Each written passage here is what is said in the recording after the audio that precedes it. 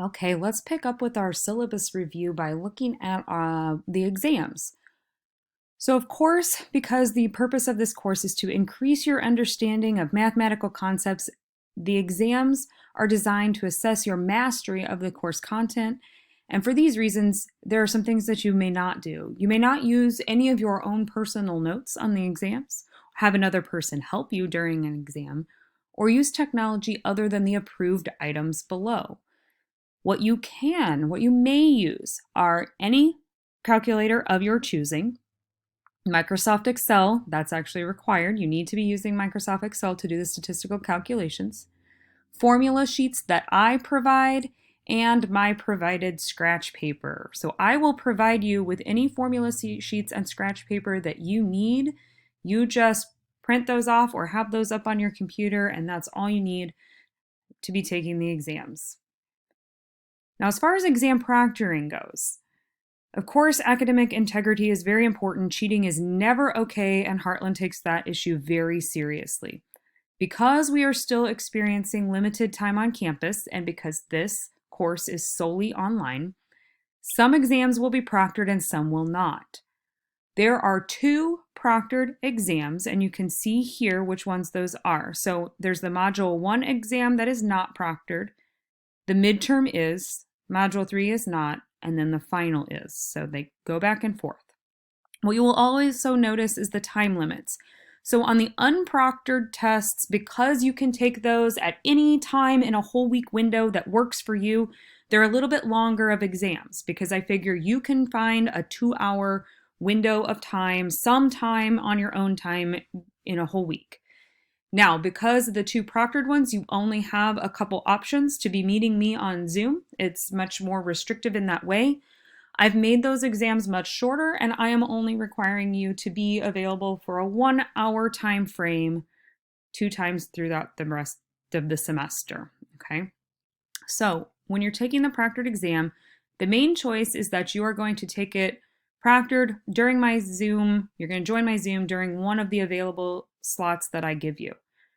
And then there's a secondary choice. If you absolutely cannot make either one of those sessions, then you may take your exam at the Heartland Testing Center on campus, but you need to let me know at least a week ahead of time if this is something that you need to do, because there is paperwork that has to be submitted and we have to make sure everything's in order and that they're ready for you. So that is not something that you can just show up and do unannounced. We have to plan for that. Some more exam and information and policies. So we've got those 4 exams, and they're going to be on a calendar that you will see. They're due by their respective deadlines, and extensions are only given in very extreme circumstances because, again, most of them you have a whole week to do, or 2 of them you do, and then the other ones, they're already set. You can look ahead right now to see when you're expected to be in a proctoring session. Exams cover any material from the notes, homework, or quizzes in the course. The best way to prepare for these exams is to complete your assignments on time so that you are prepared, and to review your quizzes and use the Newton Review Center that's provided. When you're taking any exam, you will use my provided scratch paper, and you need to send that to me immediately upon completion of the exam. Upload it to Canvas as a PDF. This is important. If you don't turn it into a PDF, I'm not able to grade it. I'm not able to mark on it like I need to. So you do need an app.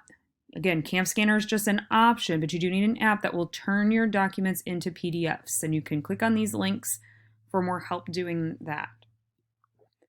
The unproctored Module 1 and 3 tests, again, are timed for 2 hours. I will send out the required password when we get there, when they open. There are no extensions on these because they're open for a whole week. And a reminder, no personal notes or outside help allowed, and you're using your scratch paper that I provide. There's a proctored midterm. I will give out the password when you log into that Zoom hour. It's time for 1 hour. And these are the 2 options, so they're already set. Right now, look ahead.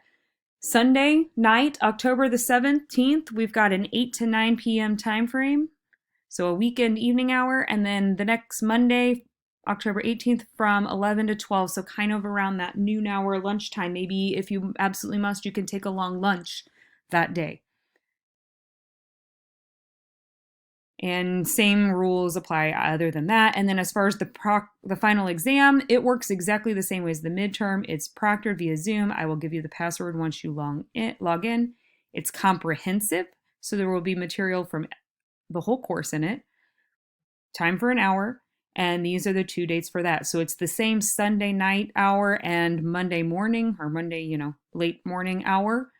So look ahead at those dates as well. And then there's much more information in Canvas about the exams.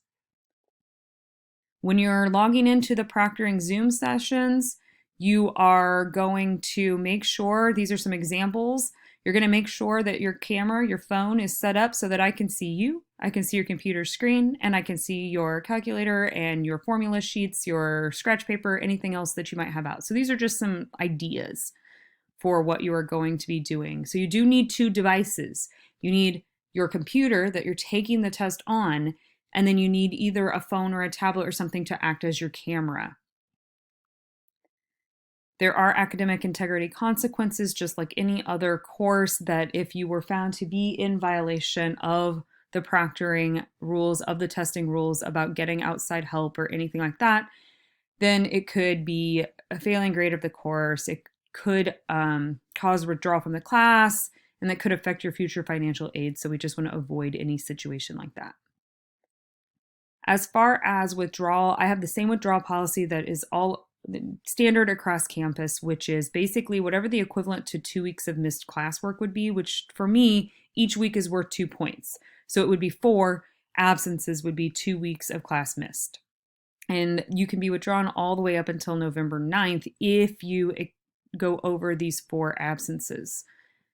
So basically your attendance points come from, did you complete at least half of your Wednesday assignments by that due date?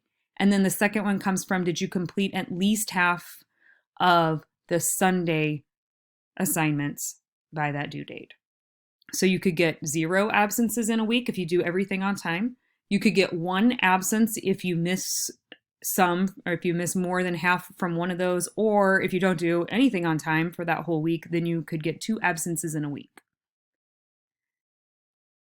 If you do not log in and complete at least some of your math work by September the 16th, so our class starts on the 8th, so 8 days later, if you have not done anything, that means you've already missed lots of deadlines and you are not off to a good start in the class at all.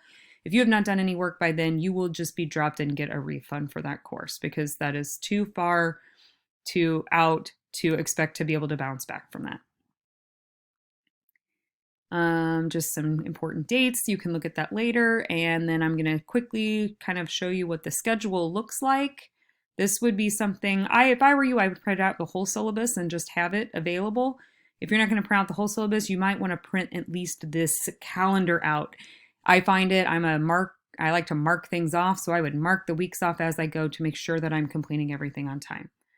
So there's usually a due Wednesday and a due Sunday for every week, but because the course technically starts on a Wednesday, of course, there's not going to be anything due the first Wednesday night. That would be too fast of a turnaround. So the first due date that we have comes on the first Sunday, which would be the 12th. So as you can see, there's a slew of homework that will be due on that Sunday night, and then a quiz. And the quiz will cover all of these homework assignments. So do those homework assignments first, then tackle that quiz. You will need to, even during this first week, start using Excel in order to complete some of these assignments. So make sure you've got that downloaded and ready to go. I provide documents in Canvas to help you with the formulas. So you just need to have it ready to go, and then I will show you how to use it as we go. Then the next week, you can see it's starting the split where some of the homeworks are due on Wednesday, and then the rest of the homeworks and the quiz are due on the Sunday. Now, whenever we have an exam coming up, what that week will always look like is that on the Wednesday, there is an essay question due. And then on the Sunday, by Sunday, you have to have taken the exam. Again, there's nothing that's saying you can't take that exam early and just get it done and out of the way, but you have the whole week. It's open the whole week. And then it goes back to the standard, some things due on Wednesday, some on Sunday, Wednesday, Sunday. Oh, another exam week, but then here's where our midterm falls. And so you're reminded of those dates and those Zoom times multiple places. And it will continue in that way. The Module 3 exam is the unproctored exam, so take it anytime during that week. And then to the final exam where we will have our 2 proctoring times. Just a few things to kind of add on here at the end as well is that this course relies very heavily on technology. Obviously, you have to be able to have reliable internet in order to be successful in this course. So lack of access to or malfunctioning technology is not considered an acceptable excuse for late submissions. You need to have a backup plan in mind.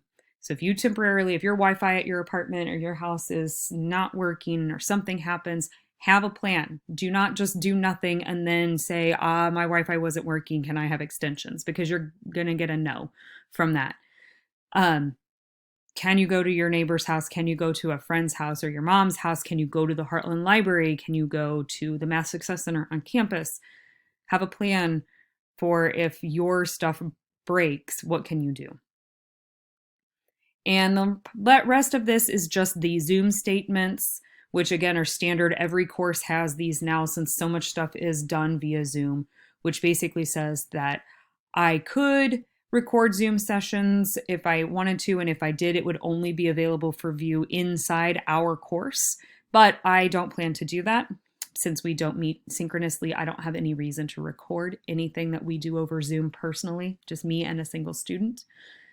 And as far as your recording policy is that if you want to record anything at all that might be done in our course, you must get written permission by me. So we'll just leave that at that. That's standard across Heartland.